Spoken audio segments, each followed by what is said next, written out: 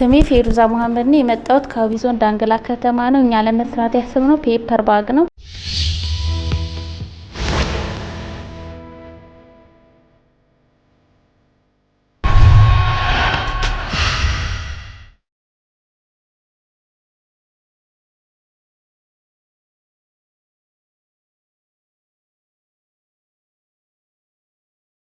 እኔ ከሌሎች ለየት የምለው ሁለት ጓደኞችን ሞክየኔ መጣሁኝ።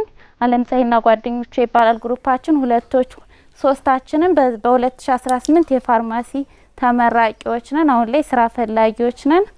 እኛ ይዘነው የመጣነው የስራ ሀሳብ ፔፐር ባግ ወይም የወረቀት ዘንቢል ነው። የአካባቢ ጥበቃ ባለስልጣን ከጥር 23 2018 ዓ.ም ጀምሮ ማንኛውም ለአንድ ጊዜ ብቻ አገልግሎት ላይ የሚውሉ የፕላስቲክ ምርቶችን አግዷል። በዚህም እኛ ይህንን የስራ ሀሳብ የመረጥነው ከአካባቢያችን ችግር በመነሳት ነው። በአካባቢያችን በዕለት ተዕለት ስንጠቀምባቸው የነበሩት የፔፐር ባጎች የፕላስቲክ ምርቶች በመከልከላቸው ማህበረሰባችን በጣም ትልቅ ችግር ውስጥ ነው።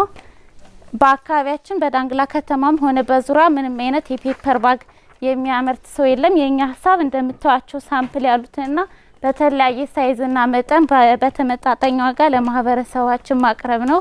ይህንን እድል ለኛ ቢሰጠን በዳንግላና በአካባቢው የመጀመሪያዎቹ ስለምንሆን የማሰልጠን ሰዎችን ከኛ ስር የመቅጠር እድል ይኖረናል። ሬቃው ወረቀት ነው የምትገዡ አይደል? ወረቀት ደግሞ ውድ ነው የምታዩ። ወረቀት ለደብተር፣ ወረቀት ለተለያዩ ነገሮች ይውላል አይደል? ነገር ግን ወረቀቱን ገዝተሽ እንደገና ደግሞ ፔፐር ባግ ስትሰሪ ዋጋ አይጨምርብሽም ወይ? ተወዳዳሪነትሽን አይቀንስም ወይ ነው? ወረቀቱ ብቻ ነው ከፍተኛ ወጪ ያለብን። እንትን ማጣበቂያ ኮሎን በጣም ርካሽ ነው፣ 300 ብር። ስንት ብር ሸጣችሁ እስካሁን? አሁን እኛ የተወሰኑትን ለሳምፕል ነው እየወሰድን ያሳየናቸው ጥናት ለማድረግ ማለት ነው። ጥናት አድርገን በደንብ አስበንበት ነው እኛ 200 ሺህ ብር ካፒታል ያስፈልጋል ያለው።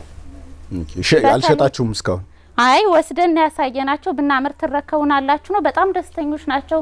ከአዲስ አበባ ከባህር ዳር በጣም በውድ የትራንስፖርት ጨምሮ ነው የሚያስመጡት። እሷን አሁን ስንት ብር ትሸጫታለሽ ልግዛሽ ብልሽ? ይሄ አሁን ለማሳያ እንደሆነ ገብቷቸዋል። አንደርስታንድ አድርጊያ። ሁለት ወረቀቱን የፈጀብን ወረቀቱን 10 ብር ነው የገዛነው። 2 ሜትር ገመድ ደግሞ 10 ብር ነው የገዛነው። ሁለቱ 20 ብር ነው። ኮላው ደግሞ በጣም ትንሽዬ ስለተጠቀምነ መቀስም አንዴ ነው የምንገዛው። ስለዚህ አሁን የፈጀብን ሁለቱ 20 ብር ነው። 10 ብር አሁን በትክክለኛው ወረቀት ደግሞ ከዋናው ፋብሪካ ብናመጣ በጣም በርካሽ ነው። 5 ብር፣ 4 ብር፣ 3 ብር ልናገኘው እንችላለን። አመሰግናለሁ። መልካም ሌላ ጥያቄ የላችሁ? የለም።